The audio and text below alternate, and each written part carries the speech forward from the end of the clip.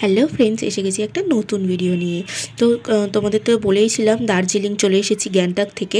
তো যেদিনকে এসেছিলাম সেদিনকে তো সব চারিদিকে শপিং করেছিলাম, তারপরে আমরা বেরিয়েছিলাম হচ্ছে সাইট সিন করতে।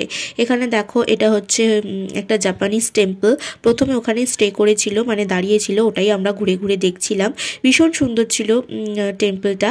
আমি ভিতরে ঢুকিনি, কারণ জুতো খুলতে হতো আর আমি বুট পরেছিলাম বলে আমি ঢুকতে পারিনি। আমার বড়বাবু ঢুকেছিল, ঢুকে গিয়ে দেখে এসেছে। আমি সামনেটুকু যতটুকু দেখতে পেয়েছি ততটুকু তোমাদের সঙ্গে শেয়ার করে দিচ্ছি। দেখো কত সুন্দর মন্দিরটা এখানে। তারপরে মন্দির ঘুরে এখানে খুব চায়ের ক্রেভিংস হচ্ছিল, কারণ ভীষণ ঠান্ডা পড়েছে, চা না হলে চলছিল না। তো এখান থেকে চা খেয়ে তারপরে চা কিনছিলাম। এই যে দেখো, বড়বাবু সব কিনছিল অফিসের জন্য, অফিসে দেবে বলে। তো এখানে ছিল মিল্ক টি, তারপর ছিল গ্রিন টি, এগুলো সমস্ত কিছু ছিল। তো এখান থেকে বড়বাবু সব চাগুলো কিনেছে। তারপরে নেক্সট ডেস্টিনেশন ছিল হচ্ছে বাতাসিয়া লুপ। এই যে দেখো, এখানে ভীষণ সুন্দর ছিল জায়গাটা। এখানে আবার আমরা সেই যে কস্টিউমগুলো ভাড়া পাওয়া যায় সেটা পরেছিলাম, খুব ভালো লাগছিল বেশ। পরে নিত্য নতুন এক্সপিরিয়েন্স, ভীষণ ভালো লাগছিল। এখানে দেখো, এই দিকটা বেশ ঘুরে ঘুরে দেখছিলাম, হাঁটাহাঁটি করে। বড়বাবুর সঙ্গে প্রথম যাওয়া বলতে পারো, সবটাই বেশ ভালো করেই এনজয় করেছি। এখানে বড়বাবু বলল যে নতুন যখন এসেছি তখন এটাও আমরা একটু এক্সপিরিয়েন্স করে দেখি।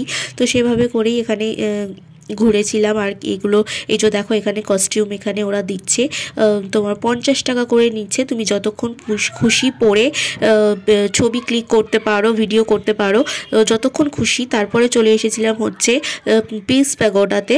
এই যে দেখো, এখানে হচ্ছে, এখানেও একটা বুদ্ধের টেম্পল, খুব সুন্দর ছিল। এখানে উপরে উঠেছিলাম, আর ভীষণ ঠান্ডা, জানো তো, মানে পাগুলো না মানে জমে যাওয়ার মতো অবস্থা হয়ে গেছিলো, এরকম ব্যাপার, এতটাই ঠান্ডা ছিল।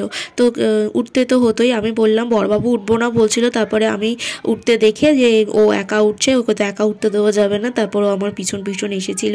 ভীষণ সুন্দর লাগছিল ঘুরতে জায়গাটা।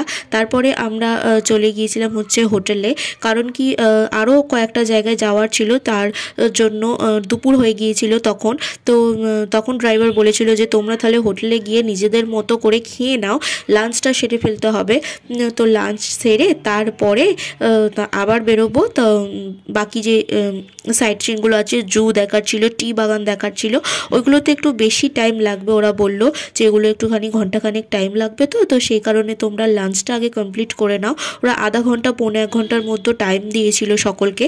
তো যে যার হোটেলে গিয়ে সেখান থেকে লাঞ্চ সেরে আবার আধা ঘন্টার ভেতরে চলে আসতে হবে। আধা ঘন্টার বেশি হয়ে গেলে ওরা বলেই দিয়েছিল, তাহলে কিন্তু তোমাদেরই প্রবলেম, কারণ ঘুরে আর দেখতে পারবে না জায়গাটা। এই যে দেখো, টেম্পলটা কত সুন্দর। তো এখানে আমরা ঘুরতে ঘুরতে অনেকটাই দেরি করে ফেলেছিলাম। তারপরে তাড়াহুড়ো করে হোটেলে চলে গিয়েছিলাম। হোটেলে গিয়ে লাঞ্চ করতে হবে। আর আমরা তো শেয়ারে গাড়ি নিয়েছিলাম, সেই কারণে বিভিন্ন হোটেল থেকে একজন করে তোলা হয়েছিল, মানে ড্রাইভারটা রিসিভ করেছিল তাদেরকে। তো হিসাব মতো আবার নামিয়ে দিয়ে লাঞ্চ করে আমরা আবার বেরিয়ে পড়েছিলাম।